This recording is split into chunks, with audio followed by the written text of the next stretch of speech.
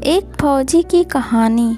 ये कहानी एक सैनिक की है जो वियतनाम के युद्ध के लिए गया था। युद्ध समाप्त होने के बाद जब उसके घर लौटने की बारी आई तो उसने अपने माता पिता को सैन फ्रांसिस्को से फ़ोन किया। माँ और पिताजी, मैं घर आ रहा हूँ, लेकिन घर आने से पहले मुझे आपसे एक बात पूछनी है। मेरा एक दोस्त है जिसे मैं अपने साथ घर लाना चाहता हूँ। क्या मैं उसे घर ला सकता हूँ? हमें तुम्हारे दोस्त से मिलकर बहुत खुशी होगी, माता पिता ने जवाब दिया।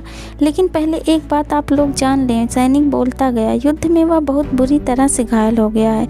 उसने एक बारूदी सुरंग पर पैर रख दिया था और उसमें उसने अपना एक हाथ और पैर गंवा दिया है। उसके पास कोई जगह नहीं है जहाँ वो जा सके, इसलिए मैं उसे अपने साथ रहने के लिए लाना चाहता हूँ। उसकी आवाज़ सुनकर उसकी माँ बोली, बेटा, तुम्हारे दोस्त के बारे में जानकर हमें बहुत दुख हुआ। हो सकता है हम उसके रहने के लिए कोई जगह तलाश कर सकें। नहीं माँ, मैं चाहता हूँ कि वो हमारे साथ रहे। लेकिन बेटा, अब पिता ने कहा, तुम समझ नहीं रहे हो कि तुम क्या चाह रहे हो।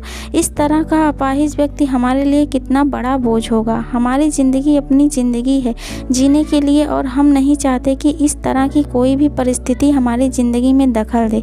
मेरे हिसाब से तुम्हें अकेले घर आना चाहिए और अपने दोस्त को वहीं छोड़ देना चाहिए। वह अपनी ज़िंदगी जीने के लिए कोई ना कोई रास्ता निकाल ही लेगा। यह सुनकर उस सैनिक ने फ़ोन रख दिया। कुछ दिनों बाद उसके माता पिता को सैन फ्रांसिस्को पुलिस से एक संदेश मिला जिसमें उन्हें बताया गया कि उनके बेटे की एक बिल्डिंग से गिरकर मौत हो गई है। पुलिस के हिसाब से ये सुसाइड केस था। दुखी माता पिता ने तुरंत ही सैन फ्रांसिस्को के लिए फ़्लाइट बुक कराई और वहाँ पहुँच गए। वहाँ उन्हें शहर के मुर्दाघर ले जाया गया ताकि वे अपने बेटे की पहचान कर सकें। उन्होंने उसकी पहचान कर ली, किंतु ये देखकर उनकी कँपकँपी छूट गई। उनके बेटे का एक हाथ और एक पैर था।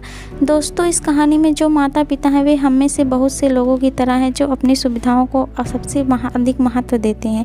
वे उन लोगों से प्यार करना या रहना समय बिताना चाहते हैं जो दिखने में अच्छे हैं, स्वस्थ हैं, या फिर जिनके साथ रहकर उन्हें मज़ा आता है। वे ऐसे लोगों को पसंद नहीं करते जो दिखने में स्वस्थ, सुंदर या स्मार्ट नहीं है, या जिनके साथ वे मज़ा नहीं कर पाते, या जो भी किसी रूप में उनके लिए असुविधाजनक है। वे ऐसे लोगों से दूरी बना कर रखते हैं।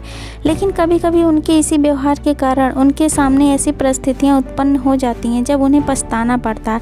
आइए लोगों का वे जैसे हैं वैसे ही अपनाएं और ज़रूरत पड़ने पर उनकी मदद करें। Thank you. Please like, share and subscribe.